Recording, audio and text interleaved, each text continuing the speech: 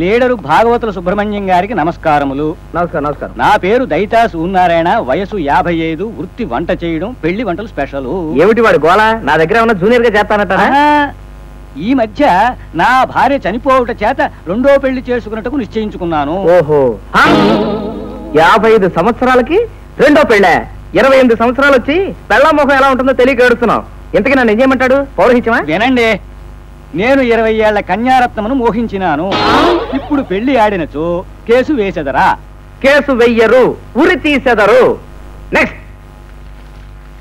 బాసుడియే, మీకు చాలా రోజుల తర్వాత ఈ ఉత్తరం రాస్తున్నాను. నా రాతను బట్టి నేనెవరో ఈ పాటి గ్రహించే ఉంటారు. అది లవ్ లెటర్ రా, దాన్ని కోర్టు కాగితం చదివినట్టు చదువుతావేంటి? ఇడియట్. కలం స్నేహం మీరు మానేసినారు, నేను మానేసినాను. కానీ అనుకోకుండా అవసరం కలిగినందువల్ల మీకు ఈ ఉత్తరం రాయవలసి వచ్చింది. మీ ఊర్లో నాకు ఇంటర్వ్యూ ఉంది కాబట్టి వస్తున్నాను. నన్ను రైల్వే స్టేషన్ లో రిసీవ్ చేసుకుంటారని ఆశిస్తున్నాను. వంకాయ రంగు చీర కట్టుకుని వస్తున్నాను. మీరు light blue pant, white shirt వేసుకుని రండి. తప్పకుండా వస్తారు కదూ. ఇట్లు సీతా విజయనగరం. నాయను కలం ప్రైసి. ఇంతకీ ఎప్పుడు వస్తుందిట? అయ్య బాబాయ్, ఈ రోజే అప్పుడే బండి వచ్చి 2 గంటలు అయిపోయిందండి. ఏదో నీకోసమే వస్తున్నట్టుగా నువ్వు కంగారు పడిపోతావేంటి? కలం స్నేహం గురించి నీకు తెలియదురా. బాధపడిన గుండె బరువు ఇంకా తగ్గలేదు. ఒకసారి ఏం జరిగిందంటే, కాకినాడ విజయన్ ఉండేది. ఇట్లాగే రిసీవ్ చేసుకోవడానికి రమ్మని ఉత్తరం రాసింది. సంబరపడిపోయి వెళ్ళా.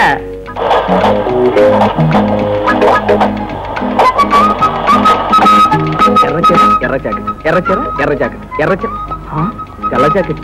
జాకెట్లో ఏముందిలే. కాకినాడ విజయ్ మీరేనండి?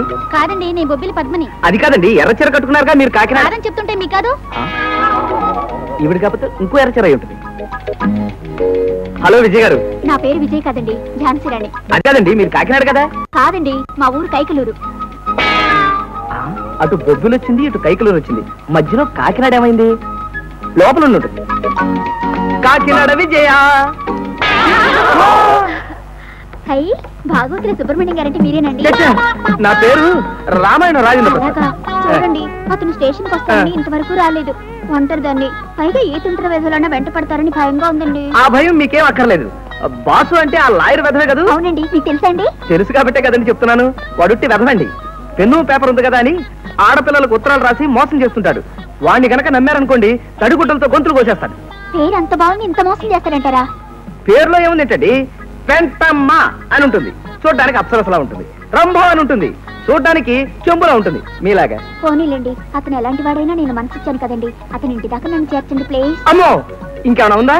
ఈ ట్రైన్ లోనే మా ఆవిడ వచ్చింది. మన ఇద్దరిని ఈ పరిస్థితిలో చూస్తుందంటే చెప్పు తెగిపోయేదాకా కొడుతుంది. Good night. అందుచేత మన బతుక్కి అందమైన అమ్మాయిలు ఎవరు ఉత్తరాలు రాయరు. నిజానికి సీత ఎంత చండాలంగా ఉంటుందో తెలుసా?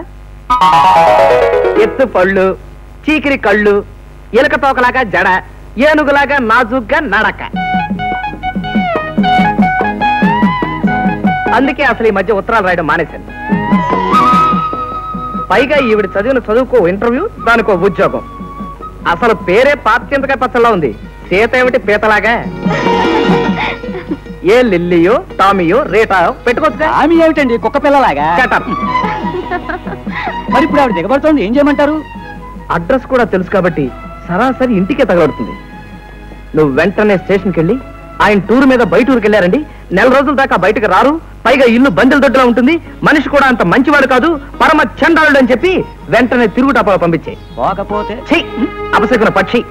పోకపోతే అది నువ్వు కలిసి హుస్సేన్ సాగర్ లో దూకి చావండి. నాకు అర్జెంట్ గా పనుంది, నేను వస్తా. చెప్పా.